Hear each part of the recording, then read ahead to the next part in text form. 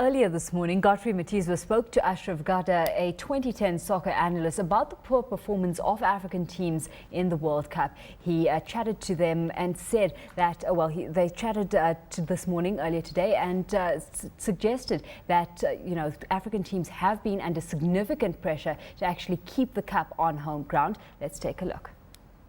The tournament that was supposed to produce an African champion, it almost gives us a sense of entitlement. We always believe that we have to. And the reality is it's a World Cup. It's not an African Cup. It's not even a South African Cup. It's a World Cup competed by 32 nations around the world. All have one goal: to win the darn World Cup. It doesn't matter who they're playing against. But Ashraf, if I may point out, the previous editions of the tournament, where the host has hosted the tournament, the chances of them taking the cup have been very high indeed. I mean, we can go back to France '98, we go back to England 1996, we also look at the other tournaments that have been won outside of the main European powerhouses. So it is a big advantage. We haven't used it. Why? Yeah, no, you're absolutely correct. I mean, that is true that in soccer, maybe more so than in cricket, host nations excel extremely well, sort of punch above their weight. My sense, I mean, to answer that from a South African and an African perspective, is I wouldn't say teams haven't prepared. I think they've prepared. Whether they've got the fundamentals in place in terms of building a good organization to take on a huge mission like that, I think they've got it hopelessly wrong across the board. South Africa, we know, had a coach. Then the coach left. I'm talking of Santana. Then we got, Pereira. Then Santana came, and then Pereira.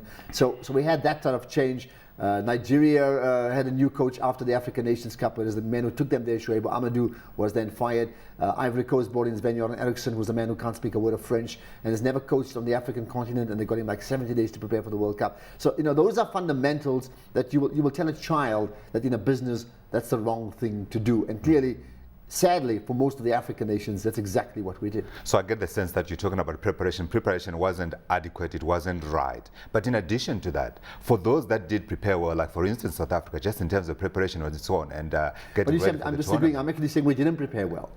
No, but I'm saying South Africa, from a training point of view, from an organization point of view, they seem to have done better than most African nations, no? Well, yes and no. I mean, if you then look back at, and I'm quoting the coach, where he was unhappy that the team didn't play enough strong teams in the build-up, and he slated Safa for that, which tells you that the team, the body that actually hosts the World Cup on behalf of the continent Safa, themselves messed up. Mexico had stronger opposition in the preparation than Bafana Bafana. I mean, we were then left to just play some of the weaker nations. I guess we were intent on building a 12, 13 minute unbeaten run, but let's let pass. So preparation wasn't right, so we tick a box there. What about the mental preparation of the players themselves? Do African players have the mentality to win the World Cup? I talk particularly about Ghana, the ability on the ball, the ability to take the ball from the back into the midfield, into the striking zone, and nothing happens. Look, as far as the emotional mentality, we don't really know, accepting that they seem to be strong, they seem to be confident, they seem to believe in themselves, which I think is very important, right? Assuming that all footballers are of a similar ability. On the playing side, however, I think Ghana are so impressive going forward, but they fail in the crucial 1/3 of the pitch, which in business terms is like, can you clinch the deal? They can't clinch the deal, they can't score goals. They scored 2 goals in the tournament, up to today's game, or the weekend rather, and that is both penalties. And even the coaches now said we need to get goals. Of course, they've got a young player called Dominic Adia, who's just 20. He was the player of the tournament in the Under-20 World Cup. He played a minute and a half in the game against Germany.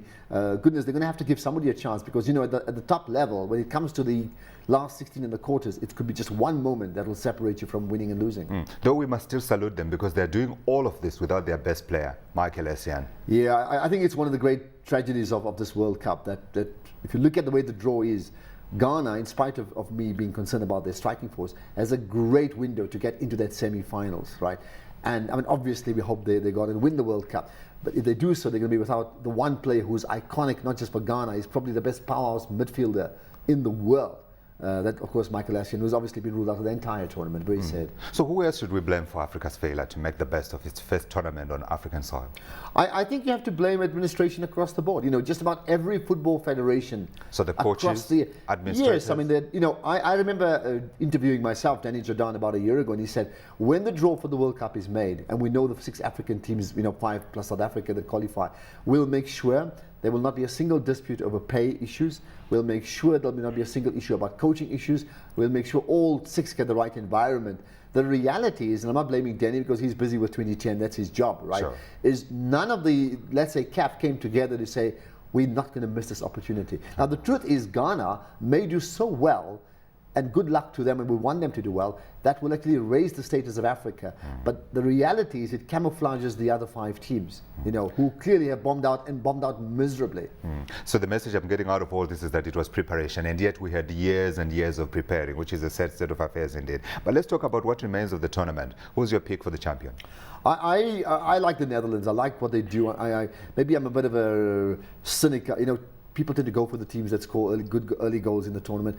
I like to think that if you look at the history of the World Cup, it's been very rare that a team has been dominant from match 1. You know, you mentioned England earlier. They drew with Uruguay in their first game in 1966, whereas Germany lost to East Germany when they won the World Cup in 1974. Sure. There's been a history. Italy in the last World Cup struggled right through and then won the World Cup. France, even when they reached the finals of 2006, also struggled and then advanced. My point is it's very rare that a team has 7 straight great wins. Okay, so Germany have looked impressive. Argentina have been rampant. I mean, I really enjoy the way they play football. But being the cynic that I am, I like to see a team that's good, not struggling, but not flamboyant, that gets better and better as the tournament progresses. The Netherlands showed that yesterday. At one stage they were 1-0 against Cameroon. They brought in a player who is world class, who hasn't played for them up to now. He's been injured, Ian Robben. Within a minute he laid on a goal, and there you are. So I tipped the Netherlands, but goodness, I would love to be wrong. I want Ghana to win it.